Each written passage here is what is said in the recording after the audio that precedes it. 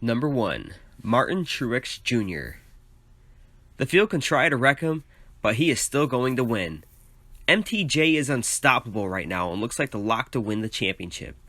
I know a lot can happen in 8 weeks, but MTJ looks like that big threat he once was before the month of August. At this point, the only thing stopping that 19 team is the team themselves. Number 2. Kevin Harvick. The outside pole sitter had a very solid night at Richmond.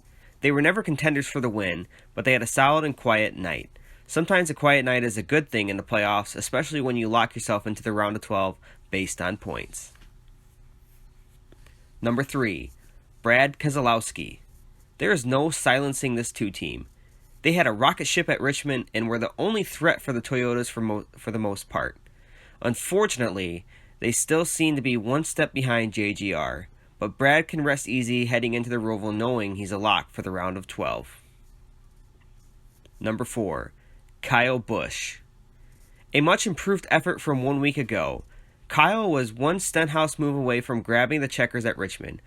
Unfortunately, Ricky was not able to take out Truex one final time, but this was just the night he needed. Kyle can now calm down and take a deep breath, and he'll look forward to reclaiming the top spot in my power rankings moving forward. Number 5. Denny Hamlin. So he is alive. Denny had a great rebound night at his home track in Richmond with a top 3 finish. And that is just what the doctor ordered after the abysmal showing at Vegas. I still worry about that finish at Vegas. Was that a fluke, or was that a sign of things to come for Denny and the FedEx team down the stretch? Number 6. Kyle Larson. Larson looks like he is taking the path of Newman through these playoffs. Except for Kyle is actually grabbing stage points. Larson will need to watch his back at the Roval, but he is almost a virtual lock, barring no critical incidents like he received 1 year ago in this race. Number 7. Ryan Newman. Speaking of Newman, he is doing exactly what I feared he would do, except he is getting stronger. He was credited with a top 5 at Richmond, and he is looking to spoil the party at the Roval. What he and that Roush Fenway Racing team are doing is very impressive. The only bump in the road this team could face is their inability to accumulate stage and playoff points. That could end up costing them to advancing from the round of 12, assuming he runs well again this weekend at the Roval. Number 8. Chase Elliott. Well, the high he experienced last week after looking like one of the dominating cars fell off a cliff this weekend at Richmond.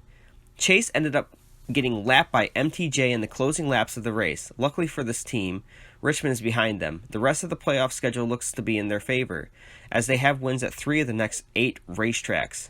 Providing they have no hiccups this weekend at the Roval, Chase Elliott does have a lot to look forward to in the weeks to come. Number 9. Joey Logano.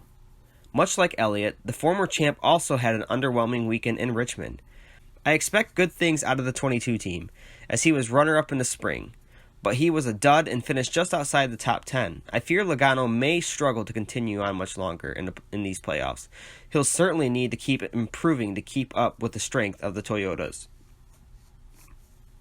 Number 10. Ryan Blaney. Ryan is extremely fortunate he had the outstanding run in Las Vegas.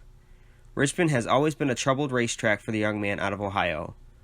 Ryan will head to the Roval as the defending winner, and it will be interesting to see if he can back up that miraculous win he had just 1 year ago. Number 11. Clint Bowyer. Old Clint really impressed me at Richmond. He went from a hopeless pit in the barrel to knocking on the door of the cut line. He finds himself just 4 points out and is definitely in striking range. Bowyer's in a much more manageable position than he was just 1 week ago. Number 12. William Byron. Willie B had a brutal night in Richmond. Fortunately for him, he is still 2 points to the good. I worry about his inexperience in these playoffs going into a cutoff race this close to elimination. He sits on the pole for today's race at the Roval. Will that be enough confidence to boost Byron into the round of 12? Number 13. Alex Bowman. Poor Alex got a silver spoon shoved up his tailpipe last weekend at Richmond. He decided to mess with the bull and ended up getting all of the horn. Now Alex sits on the outside looking in, heading into the Roval.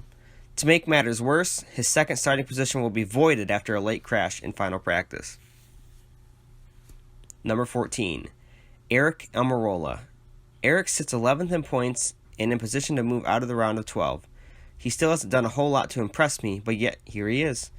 Almirola may advance today after the Roval, but I don't think he'll be much of a threat in the round of 12. Number 15, Kurt Busch. This is truly a tragedy. Kurt really doesn't deserve this points deficit after an incredible regular season performance. But Kurt is no stranger to early eliminations in these playoffs. He'll have to pull off a miraculous comeback today if he wants to advance and keep his Final Four chances alive. Kurt was a lot of people's dark horse pick for the Final Four, but he could be packing his bags early if he fails to have a perfect performance today. Number 16, Erik Jones. This could be the last time I say Dat Jones boy this season. He was also a popular pick to make a deep run into these playoffs. He had a very impressive performance at Richmond, but only to be knocked down to 39th in the running order thanks to an illegal car. Erik has a lot of confidence heading into the Roval, and we'll see just how good he can be if he happens to pull off a clutch performance this afternoon.